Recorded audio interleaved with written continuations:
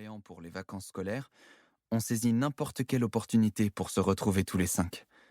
D'ailleurs, Finn et Nate mettent déjà la main à la pâte dans la pièce d'à côté, et on n'attend plus que Jagger. Tiens, rapproche-moi de ce placard, m'ordonne Kenna. D'en dessous, je ne vois pas lequel elle désigne, mais je marche tant bien que mal dans la direction qu'elle semble m'indiquer. À même pas 19 heures, je n'ai bu que 2 bières au cours des préparatifs. Pourtant, je tangue sous le poids de ma cavalière. Non, celui de gauche, me reprend-elle. Pas ta gauche, ma gauche. Kenna, on a la même gauche, soulignai-je en obéissant tout de même. Sa cuisine est immense. Il doit y avoir une dizaine de placards, rien qu'en comptant ce duo. J'entends plus que je ne vois Kenna farfouiller entre l'argenterie, les plats en porcelaine de sa grand-mère et les robots ménagers hors de prix. Dépêche-toi, je fatigue, soufflai-je, hors d'haleine. Dis que je pèse lourd aussi, s'offusque-t-elle sans se presser davantage. Dans le salon, je perçois le même genre d'argumentation entre Finn et Nate, qui sont en train de déplacer les meubles pour former une piste de danse. Si tu t'allonges sur le canapé, on va pas aller loin, se marre Finn. Je reprends juste ma respiration, 5 secondes, se défend Nate. Et puis, sans crier gare, je l'entends déclamer d'un ton dramatique. Dessine-moi comme l'une de tes Françaises. Cette citation du film Titanic me permet de me représenter la scène. Nate, aussi théâtral qu'à son habitude, étendu sur le sofa avec Grace, tandis que son petit copain le dévisage de son air ténébreux légendaire, non sans une lueur de tendresse dans le regard.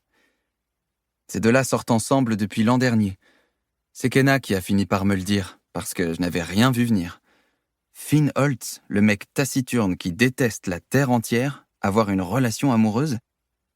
Désolé, mais il m'a fallu du temps pour y croire.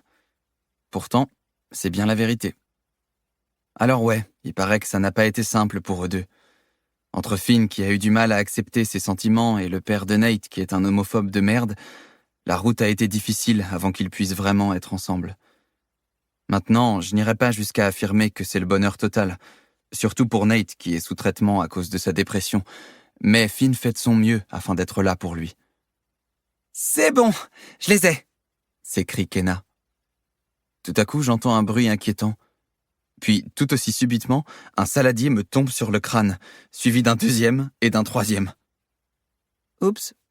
s'excuse vaguement ma meilleure amie. Incapable d'en rattraper un seul et ayant déjà du mal à tenir en équilibre, je les regarde dégringoler jusqu'au sol dans un tintamarre monstre. Comme ils sont en bois, ils ressortent de l'accident intacts. Mais je sens bien que ma tête, elle, va écoper d'une bosse. Je fais enfin redescendre Kenna, qui reprend sa taille normale. Elle mesure 1,55 m à tout casser, de sorte que, quand je me redresse, elle m'arrive aux épaules et doit lever ses yeux d'un marron presque noir pour m'adresser la parole. « Sans rancune ?» dit-elle en guise d'excuse pour m'avoir pratiquement causé une commotion cérébrale. Je laisse courir, et avec un petit rire, j'ébouriffe ces longues ondulations noires auparavant parfaitement coiffées pour la soirée. Elle me tire la langue en réajustant sa robe à sequins, dont les reflets parsèment sa peau brune de paillettes de lumière, puis s'éloigne en boudant. Après avoir lavé les saladiers, je la rejoins dans le salon, où elle discute avec Nate, qui a l'air inquiet de voir débarquer à la soirée 2 de ses harceleurs du lycée.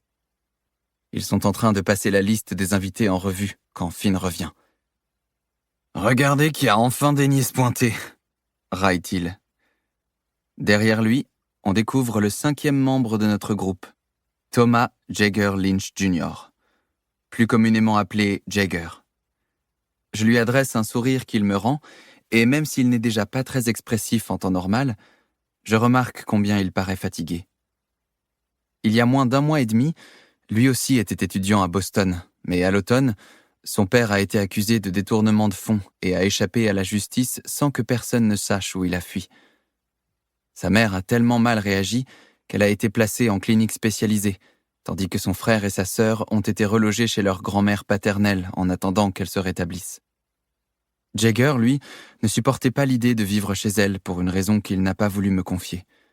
Résultat, Finn lui a proposé de récupérer sa chambre chez son oncle Cliff, vu que depuis la fin de l'été dernier, il vit chez Nate. « Jagger ! Parfait ! Pour continuer à écouter ce livre audio gratuitement, cliquez sur le lien dans la